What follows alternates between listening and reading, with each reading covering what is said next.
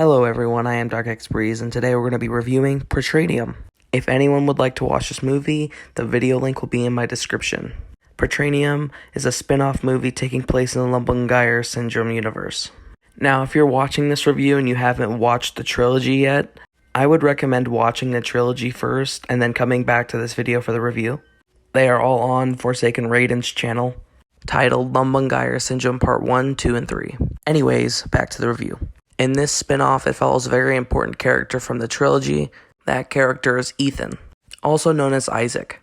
Isaac essentially is a character that had been created within Ethan due to the virus that Dr. Lumbungire has given him. Ethan has no control over Isaac.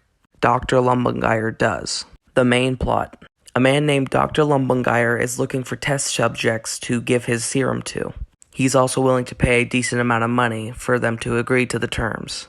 Then we get introduced to Ethan, a kid that's trying to do whatever it takes to get money for his mother's chemotherapy. Because Ethan was in such a vulnerable situation and needed the money, he decided to agree to these terms. Without knowing the consequences of his actions, Ethan just gave his life away to Dr. Lumbungire. He took the serum and then his life completely changed. Now on the run, wanted for over $600,000, hiding out from police, detectives, private investigators, and bounty hunters, not even really understanding why. In this movie, we are seeing Ethan trying to escape all of these threats while also trying to figure out what's going on, trying to clear his name. Now, I actually think this plot was really great, super creative, and it just gives Ethan's character so much more complexity and depth. Because in this movie, we get to see a lot more of Ethan, which we didn't see much of in the Lumbungire Syndrome trilogy. We mainly saw Isaac. So being able to see Ethan deal with all of this and just mainly see his experience was pretty awesome. In the long run, it also made his character way more compelling. So yeah, I thought that Ethan's storyline was perfect from a writing standpoint. They knew what they wanted for this character. They also did an amazing job tying this movie into the Lumbungire trilogy. They did it really well. There's a lot of Easter eggs and parallels in there that you'll see if you've watched the trilogy, of course. And those were just fun to see. Alright, let's talk about the sub-storylines. Clint. This character was the PI investigating Ethan. And he's just a detective doing his job, trying to bring Ethan in alive for that $650,000 reward too. I do kind of wish we got to see more of this character, but every scene with him was interesting and fun to watch. He mainly serves as a threat for the main character, Ethan. Not too much complexity, which I actually appreciate. He's just a guy doing his job. But I will say, around the end of the movie, he gets a really good scene that I'm not going to spoil. Then we also have the bounty hunter. I really like the approach they had with the bounty hunter. His role wasn't as crucial as the other roles, but they were setting him up heavily for the future movies. And yes, there's going to be more movies in the Lumbungire Syndrome universe. And I'm going to be surprised if he's not in at least one of them. But yeah, this bounty hunter has bounty hunter type motives, and he serves as another threat for Ethan. I like this character for the most part, but one of his scenes didn't really make sense. In one of his scenes, he had implied that he was going to shoot Ethan, and he had a gun as well.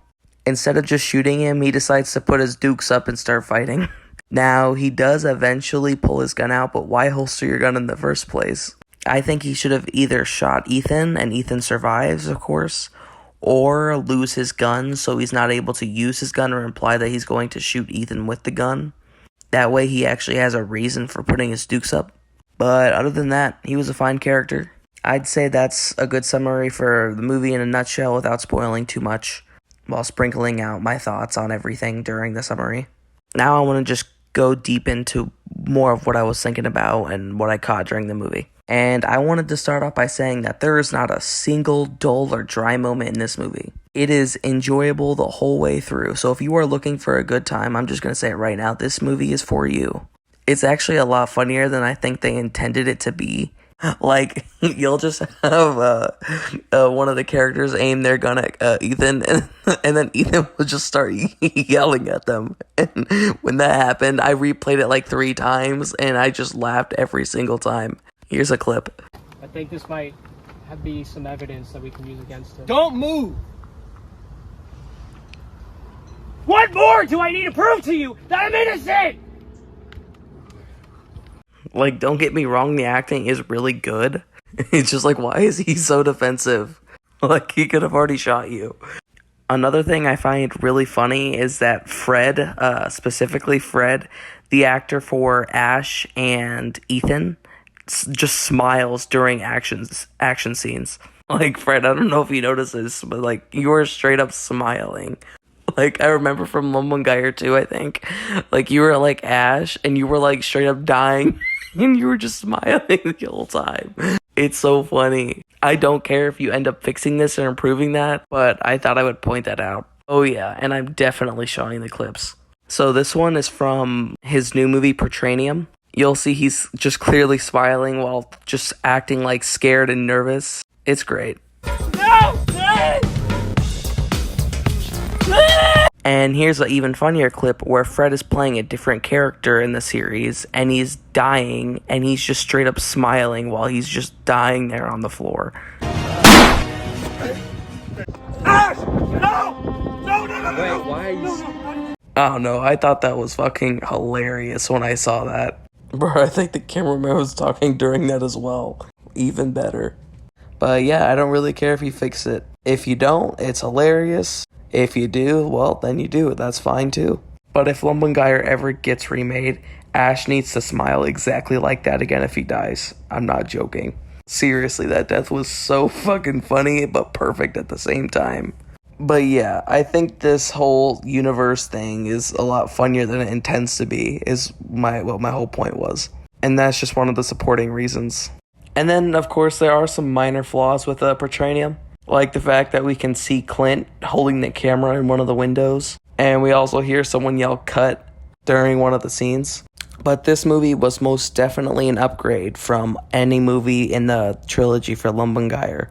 It's a huge step in the right direction. Now, obviously, since this isn't like a AAA film, this is a very small studios that also had a small budget, I'm going to be a lot more forgiving on my rating. Not extremely forgiving. But I think a lot of people can understand that movies are a lot harder to make when you don't have a big budget behind it. So when you make something as good as this without a big budget, it's actually really impressive. And that's why I'm going to be giving this movie a 9.4 out of 10. This movie was incredible. It was funny. It was enjoyable. It was compelling. And every actor did an amazing job.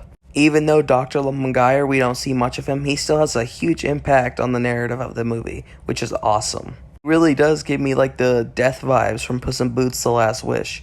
He is an overall antagonist, but really serves as a personal antagonist for Ethan, which is really cool. I also just really like the acting for Dr. Lumbungire specifically. I think the actor just embodies that role so well, which is really good because he is the main antagonist of like the whole universe, at least from what I know of. So yeah, that concludes for the review, but I'm not finished with the video. I quickly wanted to tell you guys about their future movies that are coming out for the Lumbungire universe. Penultimo and Ultimo. These are two upcoming movies in the Lumbungire universe that continues the story. I do not know much about these movies, but I will tell you what I do know. These movies are connected. I believe Penultimo was part 1 and Ultimo is part 2, or it's the other way around and Ultimo is part 1 and Penultimo is part 2. And these last two movies will be the definitive ending of the Lumbungire universe. Also, Michael will be a key character in this movie. His role is a lot bigger, according to Forsaken Venom.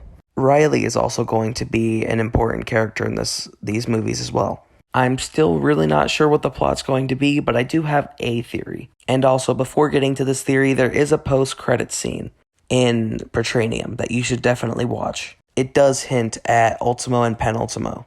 Now, I'm not going to be talking about this post-credit scene.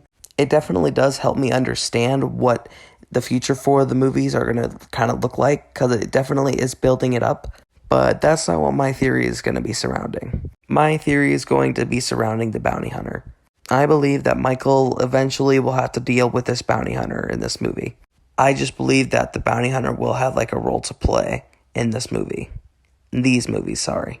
So yeah, just look forward to seeing it. Anyways, that's going to conclude for this video. I hope you guys enjoyed watching. please consider liking and subscribing. I'll see y'all in the next one. Peace.